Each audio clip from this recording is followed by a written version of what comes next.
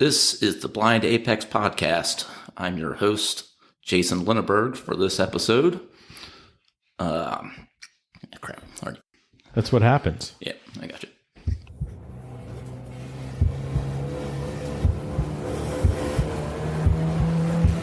Green flag. Welcome to the Blind Apex Podcast, where amateur club racers tune in to get faster.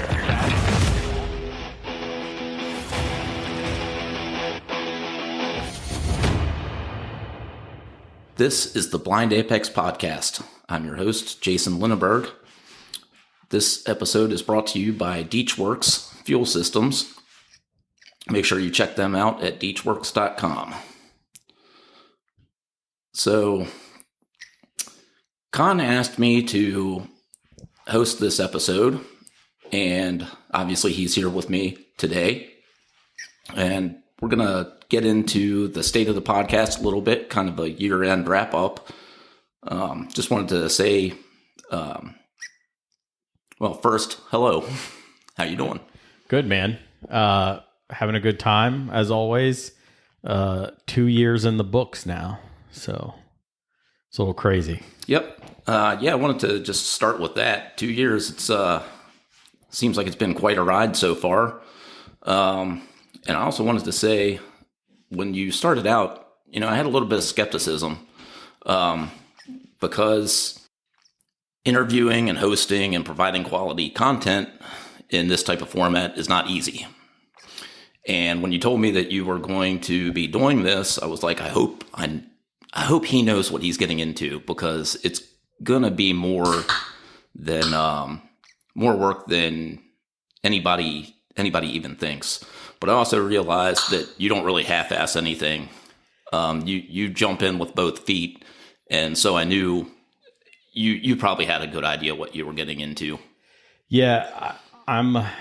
What is it? The master of none, yada yada yada thing. That's me. When I try to do something, I try to get really good at it. Whether it was homebrewing beer and winning medals doing that, or I don't know, figuring out certain things. When I do something, I try to go all in. I won't lie though. This is way more work than I thought. Yeah, I'm really nervous. I already screwed up one intro. I'm over. Well, by the time this goes out, over 100 episodes easily in probably 105, 110, somewhere in there, right? I mess up all the time, Jason. Right. So no, I understand that. It's just I don't do this regularly, so trying to guest host and come up with good questions and not fall over my own words, which I've already done a couple times, but it is what it is. I don't do this very often, so I guess we can jump right on in. One of the things you wanted me to talk about was get into some of the statistics. Yeah. I'm not going to read everything because I want you to talk about them. But it looks like, just right offhand, you have 1,200 unique listeners a week. You had 1 month that kind of stood out. We'll talk about that later. You got some demographic stuff in here. We'll get into that. But reaching about 3,000 new people a month. So let's just go ahead and start with just the 1,200 unique listeners a week. What does that mean, and how good is that? Well, so I want to caveat this by there's no central repository. So I actually only pulled this data from Apple and Spotify. That covers about 70% of my listening audience. The other 30% are spread across a bunch of different platforms. Nick, you're the only one still listening on Amazon Music, I think. But outside of that, it's hard to find the rest of the 30%. So we're still looking at a little bit of a small picture. And that's why some of the numbers may end up sounding like they contradict each other. It's because I pulled them from two different sources. And then I didn't write down in my notes what source they were. But 1,200 unique listeners a week. The podcast industry works on downloads. That doesn't mean 1,200 downloads a week. I'm anywhere between 300 or 400 downloads a week, which roughly puts me in the top like 12 to 15% of all podcasts. Now there's a caveat with that. There's like 44 million podcasts registered, but only about 400,000 active. Right. So yeah, that was something I was actually going to get into earlier when I said something about not knowing what you were getting into. I can't imagine how many podcasts end after the first episode, because they're a lot of work. Oh yeah, tons of work. But I think the big mark in podcasting is 10 episodes. So if you're a podcaster and you're just starting, 10 episodes is the big benchmark. Apparently it breaks you, or you find your rhythm by 10. But there's a bunch of them that they do 1, they do 3, anything less than 10. They figure out it's a lot of work, especially in my format. So my format is I bring on a guest, right? Or in this case, you bring on a guest. Right. But I knew early on, like Jaime at Race FF does a lot of solo 45-minute podcasts. I'll state this every single time. I have no idea how he does it, because I had 6 pages of notes for the trailer, to get me started, and it only turned out to like 6 to 10 minutes. I don't know. It's really short, but I had line by line 6 pages and I ripped through it. So I need the conversation. I knew that early on.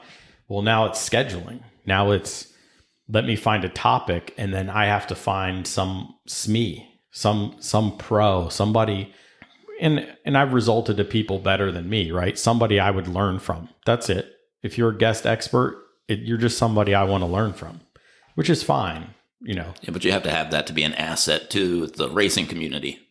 Yeah, and it's all about getting different perspectives, right? No professional, no subject matter expert is going to be the end all be all, right? Our sport evolves on the engineering side, in the technical aspects, and then it evolves on the driving side. And so we all are evolving, even the professionals, even the people you deem an expert, they're growing and changing. So, yeah.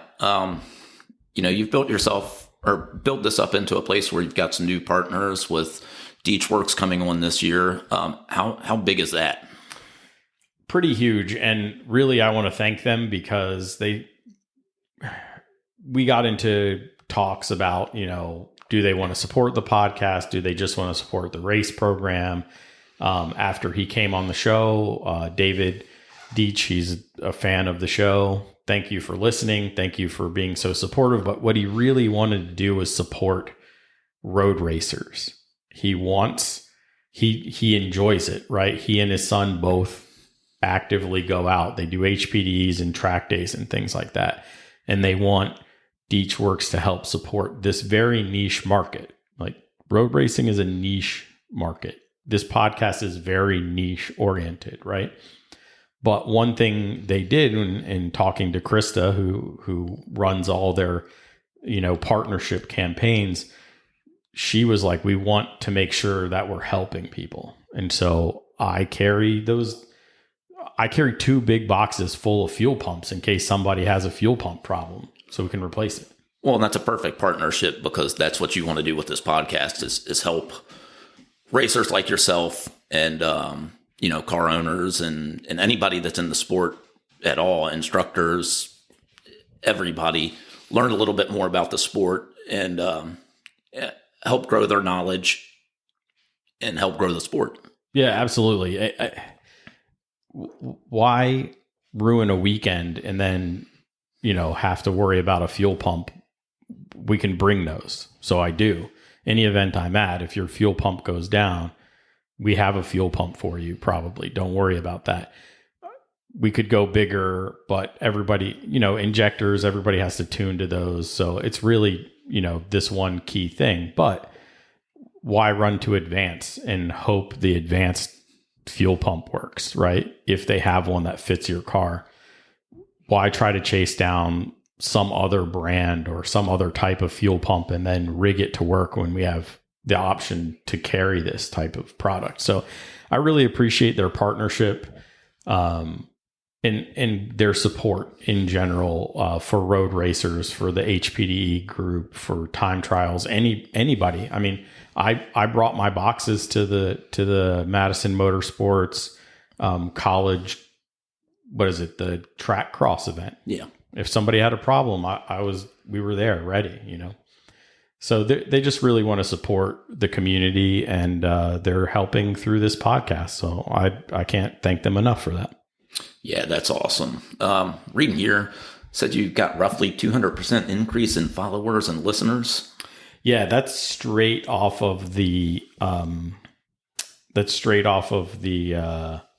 Spotify information. So we're recording after everybody does their year-end wrap-up stuff on all their apps and things, and that was what it was. It was 200% more just on Spotify, because I don't use Spotify as a host, so they don't count everything else. So 200% growth on Spotify in followers and listeners, and then 100% more on streamers, which is still, it's a huge category for me, right?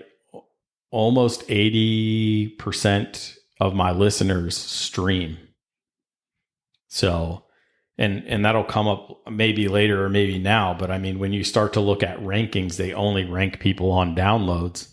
And so when I know my total audience view is much larger than my ranking, and I appreciate that. Now, I don't know what everybody else's is, but the people I've talked to, that ratio is really high. Usually it's a 1-to-1, and being this far out of whack just means you guys like burning data, which is fine, whatever, it's a personal thing. Well, I have unlimited data, so, Me too. I stream a lot. Sure. Tell me about September. Okay, so September, we'll get into some of the bigger episodes, but it was post the number 1 episode for the year, number 2 episode overall. It was post 2 or 3 weeks after that event, and then that podcast, and things just started going crazy. And that's when I broke into the top 100 on Apple, which the irony is most of my listeners are actually on Spotify. I broke into the top 100 on Apple. Just want to point out automotive. Yeah, Apple Automotive. Top 100 Apple Automotive. Yeah, no, it's not.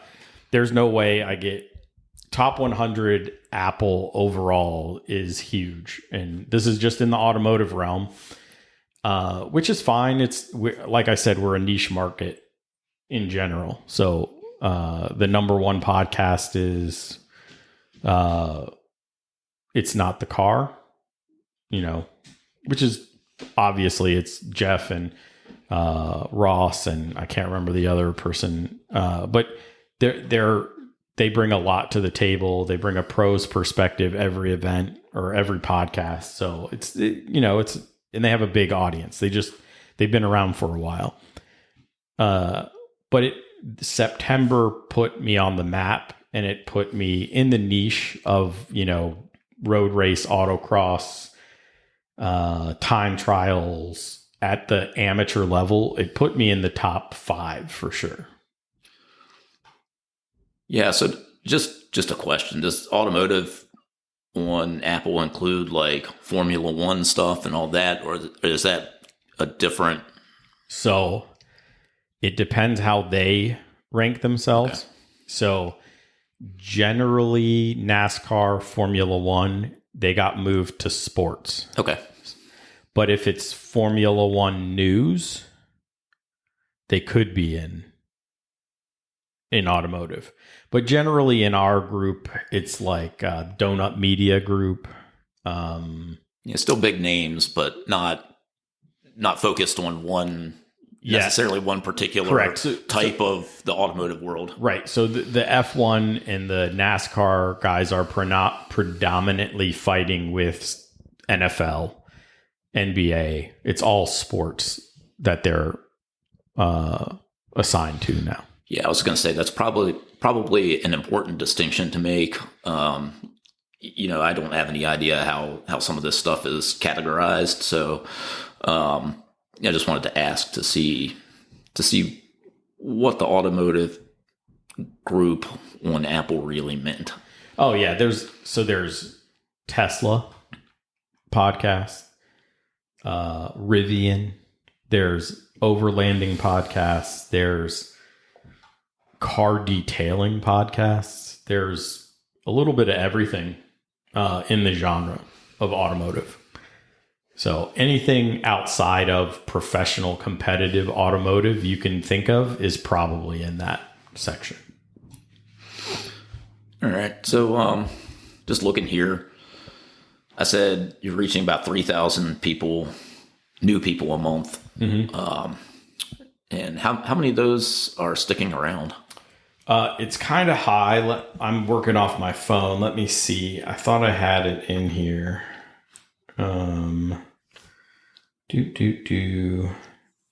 Terrible. This is how I become a terrible podcast host. I don't see where it is. Oh wait, here it is. Okay. So about 8% of the 3,000 people will listen to at least one podcast. Okay. But of that 1%, 76% tend to stick and stream month to month once they pick up. So the retention rate is basically high. Once we get somebody to listen, they're listening for a while, which is good. That's really speaks volumes to the guests that I've had, right? Like Peter Krause, Ross Bentley, Tom O'Gorman, everybody, literally every single topic has counted, right? So, yeah. Yeah, I think it's only gotten better with time. As you've built an audience and as you've built the podcast into something that can be an asset to the club racing community, you've been able to bring on more knowledgeable people. Yeah, so that's sort of part of the state of this podcast. The crux of this episode is just showing the strength of the listenership, which shows the strength of the partners that we're reaching and the more influence in the space that we, the listeners and myself, this podcast literally is nothing without the listeners, their feedback, and then the guests. I'm just the dumb guy that asks the questions generally. So, all right. Well, that kind of brings up the next question, which is you've got the stats here, and it's the next thing on the list. Who is your audience? Okay, so no surprise, 92.9% male, 4.1% female, 0.2% non-binary, and 2.8% non-specified. That's all off Spotify. Apple, for as big of a player as Apple is in the space, they give terrible statistics. Terrible. They're really hard to parse out. But obviously, most of the listeners are between 35 and 44. That demographic usually is in a professional enough space where they have money to spend, right? Or have enough disposable income, which is important in this hobby, right? Go ahead. How do you reach those that are out of that, out of your core listeners? Females, you only have 4.1%, which motorsports in general is very male dominated. But obviously we want to try to bring more of everybody else in. I mean, I would say that 4.1% is probably pretty close to the ratio of the paddock. I mean, as far as racers. That's fair. It's probably online with the actual demographic of the paddock. So I don't try to do anything special to reach anyone. What I want is quality content. And that way, the listeners, the only way this podcast spreads, it doesn't matter what giveaway I do. It doesn't matter where I pay for advertising. It doesn't matter about any of that. If another listener tells somebody, a friend that says, hey, you should listen to this, I think it'll help you learn, even if it's specific about a topic that they may be weak in, right? Or need information in, that sells the podcast. At least that's what the statistics say. Yeah, that makes sense. All right. Here's the thing. You're not only ranked in the United States. No. So, thanks to Grant at Hone Development and the guys down at HP Academy, I'm ranked on the New Zealand, Australian, and they have influence in the UK. Andre, he just helped share me on his personal Instagram. That was enough, right? I picked up a lot of ranking. And then once Grant was on, Hone Developments shared me on their page, and that was enough to pick up some more. And it's really just sharing, right? If you share by word of mouth, you share on social media, it all helps out, right? And so that's where the reach comes from. And because they're all part of the crown, I picked up in the UK too, for whatever reason. Now I'm everywhere. Like, I don't think it's in here, but I get monthly downloads in Singapore. I get monthly downloads from Hong Kong. They're everywhere, literally. Japan, Latvia has, Lithuania. I'm getting downloads from everywhere in Europe. So that's good. Yeah, it's truly global. I'm going to loop back around, though. Mm-hmm. How do you try to reach the females? I know you had Christina on to talk about her racing career and that kind of thing. And if word of mouth is important, you want the one female that's listening, or the 4.1%, to go tell their female friends that may be interested in jumping in a car for HPDE that, hey, you can do this. We're out there too. Yeah. So, I've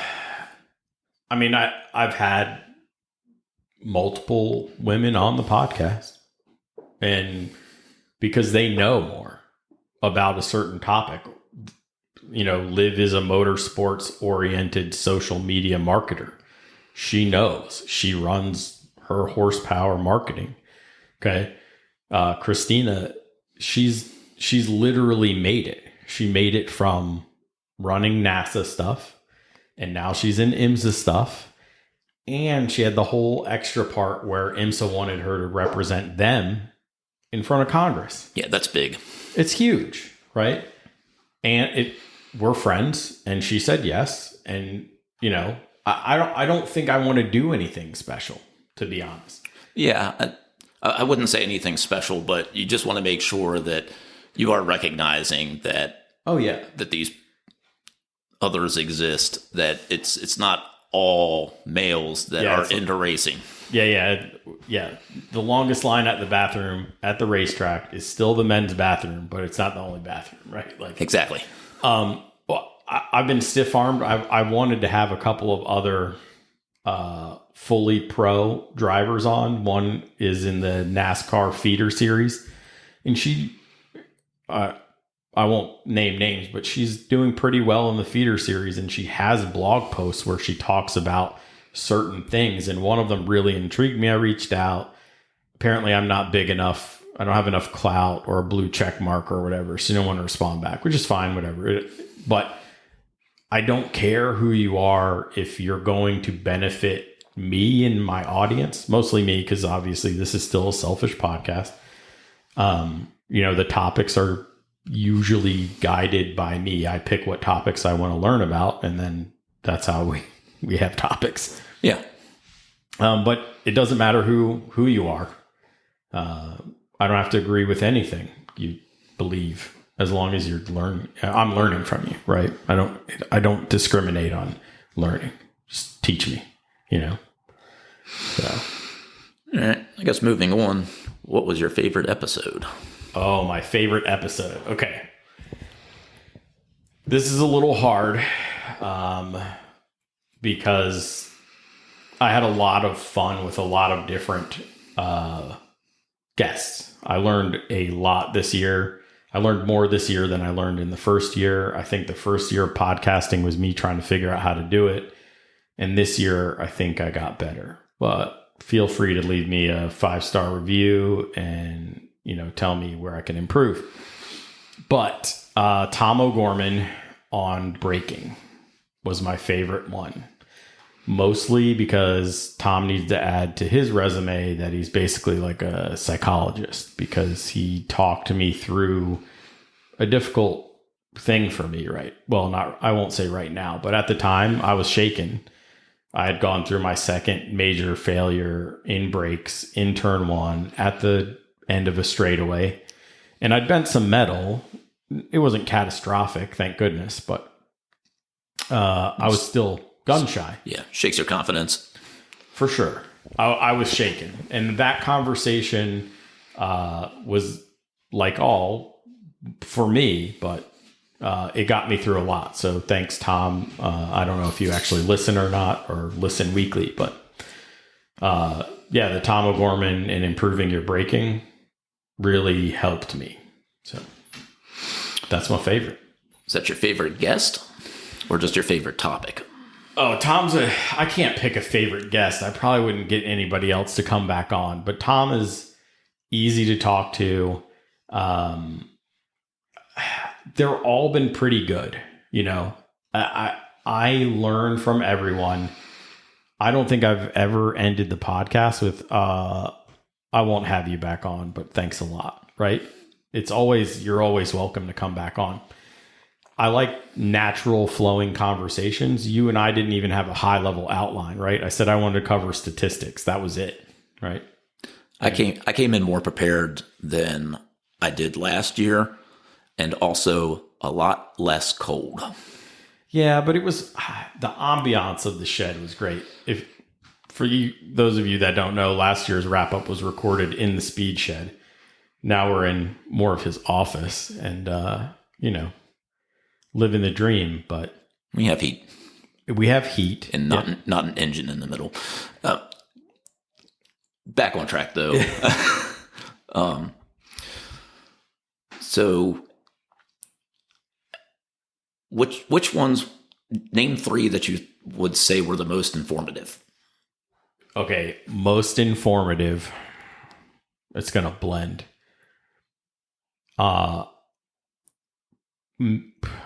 It's a loaded question because there's a lot of information from everybody, and you don't want to shortchange anybody. Yeah. So personally, I got a lot of knowledge when we reviewed the data when we got back.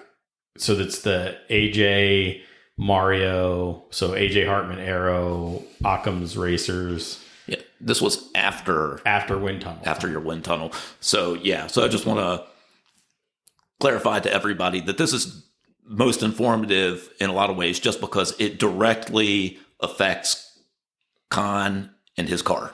Yes. Yeah. So that's most informative to me, but we tried to keep it general enough that says, hey, yes, you have to test by car, but they left nuggets that they haven't seen a car that hasn't done XYZ if you do PDQ, right?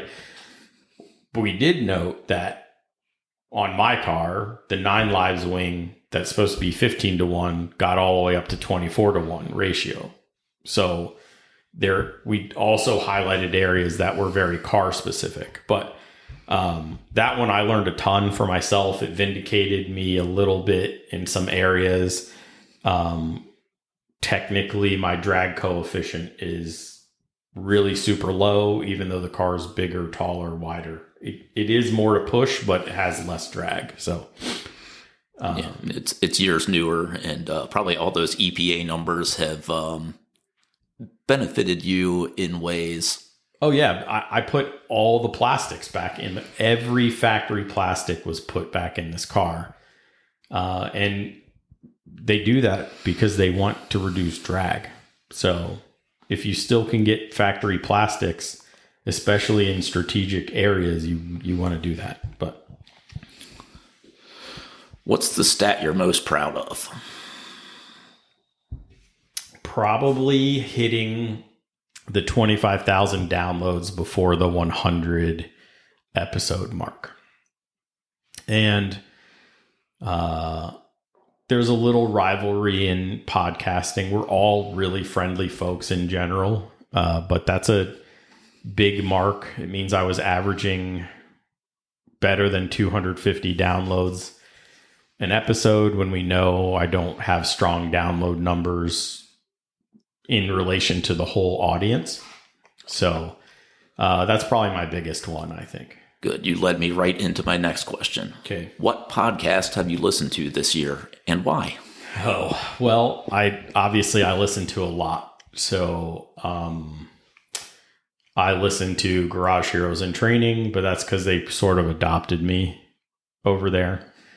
Well, that, and they parallel this podcast very well. They have a different spin. Yeah, it's a different vibe, but same idea, same type of people. Yeah, they want to get faster. They want to get more people involved.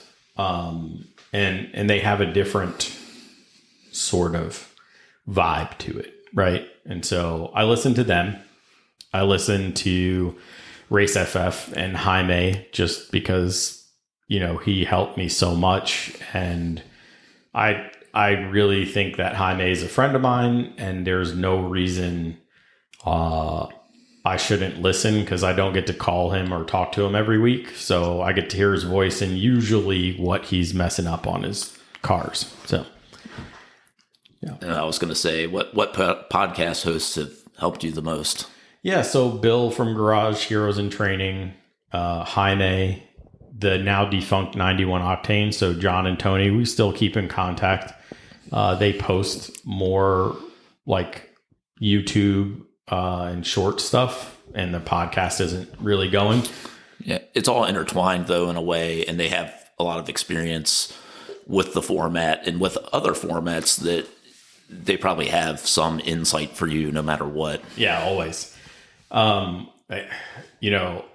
Scott from Track Walking, I listen to Track Walking because one of the biggest things for me now is really the mental hurdles, like the focus, the just concentrating, being as sharp as I can, as long as I can, but then also overcoming certain things like the body contact, overcoming things like brake failure, overcoming, my own, I know that I'm going to struggle in a certain position, and instead of going, okay, I'm going to fight, I would roll over, and that's not what you need to do as a race car driver. So they take a real psychological perspective to racing. So it's really cool at Track Walking. Yeah. All right.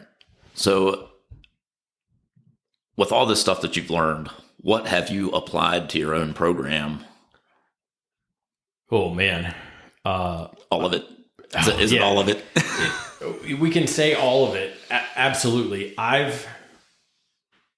The first year I went towards this time last year, I was working on developing a sheet to fill out before and after coming off the track. Okay.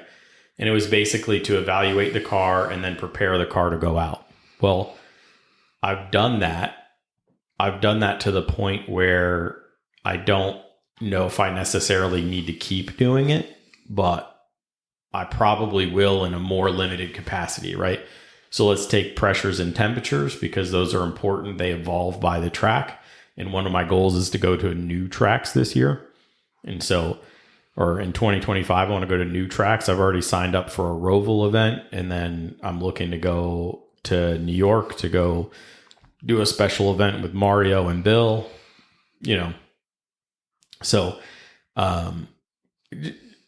I need to do it there because my alignment may not work at the Roval. Probably won't work at the Roval. Let's be honest, right? They're a different animal. And yeah, to say the least. Right. So I'll be like, hey, Jason, how do I stagger this car? So. Yeah, I have no idea. I have no idea. If you're only making a left turn, I can help you there. Probably better than I can anything else on a race car, especially if you're on dirt. The turning both ways thing still confuses me sometimes. A lot of things that you would think would transfer over don't. But But yeah. Yeah, so being more organized at the track has been a huge help to me. Okay. I upset my wife less when I'm like, I don't know where my gloves are. I've gotten better. I got into a routine, more of a routine. That's pre getting in the car and then post getting out of the car. Data review has always been huge for me, but I've been more of a stickler with it. There are very few times where I get out of the car and don't look at my data unless the session was messed up, right? We got black flag 2 laps into a practice session, which happened twice this year. Why look at that? But I have to ask though, when are you going to apply the organization to your garage? I knew that was coming. Yeah, you could see it in my face, couldn't you? We're looking at each other. Well, let's first we have to get the race car to roll again because I need the race car space to organize a bunch of stuff. It's been a disaster my entire life. I don't know. I'm publicly calling you out on it. That's fine. It's fine. I get called out, and every time I work on my car, you can see the junk in the background when I post it on Instagram.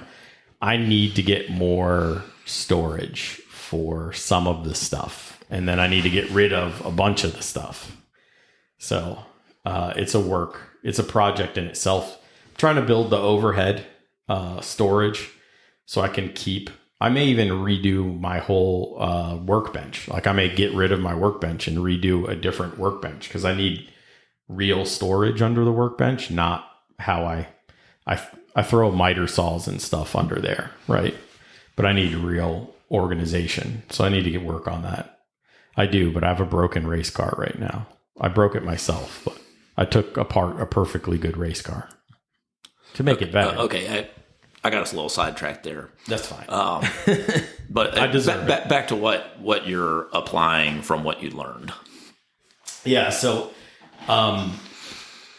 there's a lot about passing that we sort of take for granted, right? So every opportunity that I have to make a pass or defend for a pass, I learned a lot in that episode about multi-class racing and passing. Not everybody plays by the same rules, right? Who was the guest for that one? Oh, putting you on the spot. Yeah. Everybody he's had over 100. Yeah, way over 100 guests, or probably not that many because some people have been on multiple times. Yeah. But just in general, just think about that. We're not I forgetting don't have my people list in front of me or my computer to try to search for it. But essentially, we were worried about multi-class racing and getting better at that. And there's courtesy that's out in multi-class racing, but you don't get it from everyone. And one of the things you need to learn is, does that person start exuding traits that they have courtesy? Some people do not. Some people don't know you're there. They're in a race with one other person, and that's all the bandwidth they have. And I had to be more cognizant of that. I have to be, right? They don't see me, let alone the 3 Honda Challenge cars that I'm trying to hold off behind me also, right? Yeah. So do I take my first opportunity? Probably not. I have to go for a better opportunity, not the first opportunity. There's a psychology, a process that you have to go through, and it's by driver and situation. Yeah, because there's a balance between, is this person slowing me down and slowing both of us down? But how do I get around this person in the safest way possible? Because if they don't have the awareness right of what's going on, but you do, there's your ideas of what should happen in this situation are going to be completely different. Yeah. So this year became, I've been racing since 2019. So 5 years in, 3 3/4 if you count COVID and everything. That became very real to me this year, and not in a bad way, but I listened to that episode, I listened to the guest, and then I went to go apply it on my next test day, not even at a race weekend, just the test day. It was in an open passing group, and I was like, wow, these people have no awareness, or that guy's hyper aware. Guy was in a McLaren, super aware, most aware I've ever seen anybody in one of those cars, right? Because usually they pass everybody, so they don't know what's behind them. And he was on cooldown. I hope he was on cooldown, because there's no way I should have been reeling him in where I was reeling him in. But he saw me easily, and then threw me the point by, and a couple laps later it came tearing through. So I don't know whether he had to cool something down or whatever, but either way, he was aware of what was going on, and he knew what was best for everybody. Right. So I went to go poke my nose, and he put his hand out the window immediately, right? He waved to me like, okay, I got you. But there's other cars in that group where I was like, holy smokes, this Miata is the slowest car out here, like a stock Miata, right?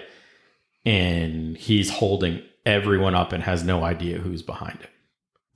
And we were, I'm not going to poke my nose on a McLaren without acknowledgement. I don't want to bend both of these cars, right? But I'm going to make a move on a Miata because I can overpower them in most ways, if not always, especially a stock one, right? Yeah. So, but he had no idea I was coming.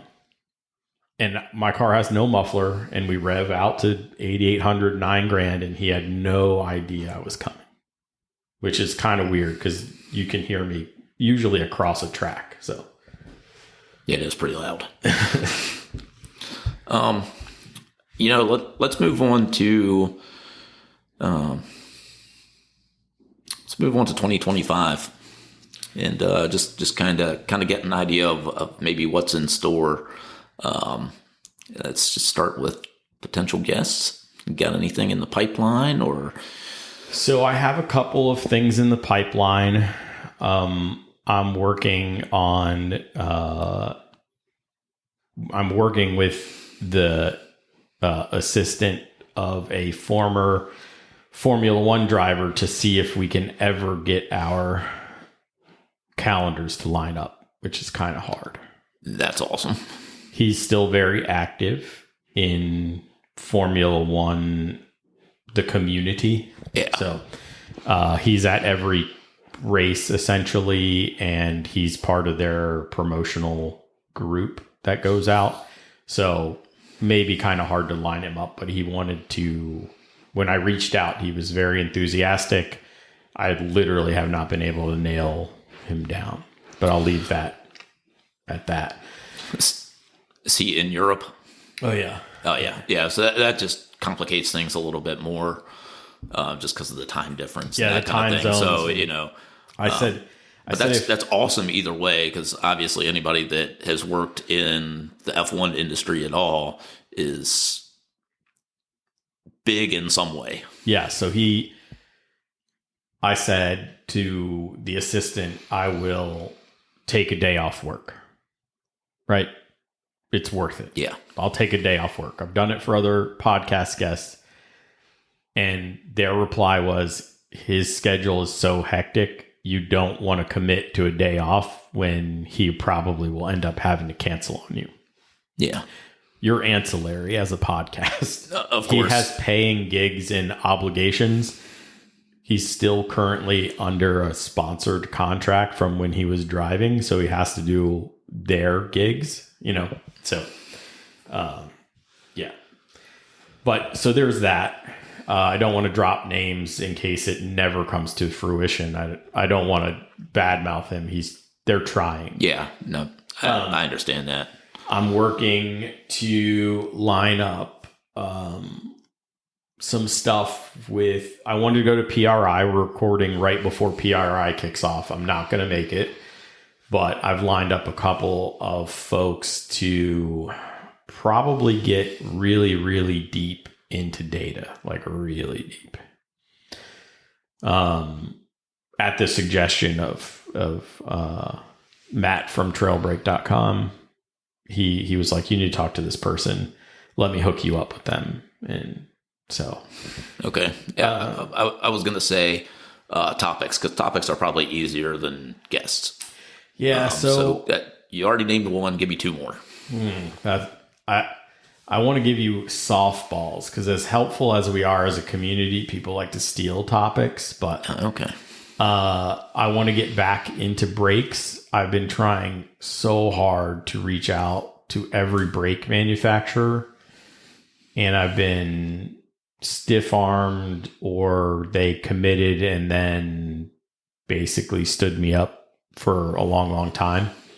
So there's a topic I desperately want to cover related to braking, and it's so hard. I may have to just find somebody who's been racing for a really long time and have them explain to me how they did it. So I don't really want to give up secret topic stuff. Yeah, classified. Yeah. There's some rivalry stuff in the podcasting world too, and yeah, it's a business. Sorta. In a way. It's a business that makes $0. All right. Okay, so are there any podcasts or businesses you would like to collaborate with? That's a good question also. I don't know. I love the relationship I have with OG Racing. They don't officially sponsor me, but they're close. They're the best in the industry. And they're already pretty much family through NASA and everything else. And knowing those folks over there, they're really good people. So, I mean, we sort of partnered, on a couple episodes. We've worked on giveaways. There's no contract between us. So whatever, it doesn't matter. They're great. I'd love to continue to work with them. I really haven't. I tried to identify anybody. It's sort of my goal to go to PRI and not identify, but like expand the group, right? Expand the network. We talked about growing the network. Well, that was going to really help me. So hopefully in 2025 I get to go. But I really, as long as they mirror my passion, which is to get faster and help people get faster, then it almost doesn't matter to me partnership wise. No, we're not doing, pills. We're not doing shavers. We're not it has to be motorsports oriented, right? That's what I want to work with, is motorsports oriented groups. Yeah. Keep it on task. Yeah. It's not about, I joke. We all joke that podcasting costs us money. It does. It costs anywhere from $20 to $100 a month to run a podcast, depending on how all the bells and whistles. And we're basically doing it as a passion project, because even It's Not the Car doesn't have a sponsorship. They have a Patreon, which is cool. I don't want to do that. Yeah, but not everybody can be Joe Rogan. Yeah, and nobody can be. No, there's Joe Rogan, and then that's not true. There are, but they have millions of listeners, right? Yeah. The wrestling guys, they make a lot of money doing this, but they also, that's the other thing I don't want to do is cloud the whole podcast up with a bunch of advertisements, right? Yeah, you don't want to cast too wide of a net. Yeah, those guys are making millions. Some of them are making millions because they have 8 advertisements per hour long episode. That's ridiculous. All right. What's your number one goal for the podcast next year? Number one goal is to improve. And let's improve myself as a podcaster, I can tell you that there were episodes where I wasn't always in it. And for those of you that don't know, I refuse to record, the Sunday or the Saturday before it releases on Sunday. I like a minimum 1 week, if not much longer. And I got into a point where a 4-day period where I recorded 6 podcasts in 4 days. And the second podcast that I had to do in a single day was always worse than the first. And I just there's no way to have the energy. And I wasn't going to crack a monster, at 9:00 at night. I haven't cracked mine yet. Yeah, I cracked my liquid death, so it's okay. It's okay. Yeah. So just from the couple times I've been on this podcast, it's really hard to know when to shut up. Oh, yeah. You got to let people talk. I'll be honest, some of the best podcasts are when I just ask a mere simple question and just like Andy Hollis with the 200 treadwear tires. The man knows so much about tires. I was just like, what about this? And he just 7 to 15 minutes, all on his own. And then I was like, okay, we're going to check that box, but then I need to write another sub question because he just said this. And then I would ask that. He'd give me 5 minutes straight. Like, those are the best. Those seem to be the best. Yeah, there's really a balance to not talking over somebody, but also leading into the next topic or continuing on in a logical way. Yeah, it's hard. So first, I'm number one guilty of running over my guests in talking. I don't know why. But number two, you're right. It's really hard to keep the flow going from subtopic to subtopic within the larger topic as a whole. And that's what I want to improve, is not run somebody over, right? Give them the space. Yeah. I wasn't trying to say that was something that you did or anything like that. I was just wanted to point out that it is really hard to hold a conversation in this format that sounds genuine, but not forced. Yeah. And so I also do 99% of my podcasts online, right? You and I are in person. This is easier. So we don't run each other over because there's mannerisms I pick up in person that I don't pick up over the Zoom type meeting that I don't use Zoom, but we also know each other very well already anyway, too. Sure. So, yeah. We spend a lot of time together sometimes. So that's true. How about number one goal for your race program, and what of that is based on what you've learned from your podcast? So it's going to be all of it. And I'll tell you, I believe we will have a more active Honda Challenge group in the Mid-Atlantic region. Chris is being more active. There's a chance that we see more of Baker. 2 guys that are definitely faster than me, right? Mike's going to put a new engine in his car. He and I were pretty good at racing each other last year, but it was like we were racing each other for 4th. I think my average position, I don't know if it's been out. It's got to have been out. It was the Goals podcast with the Garage Heroes in Training I was on. My average position for the year was 4.3, I think. So my goal this year is to podium in at least half my events. That's a big ask, but I won't say we have big changes in store for the car. I think the car is pretty fast the way it is.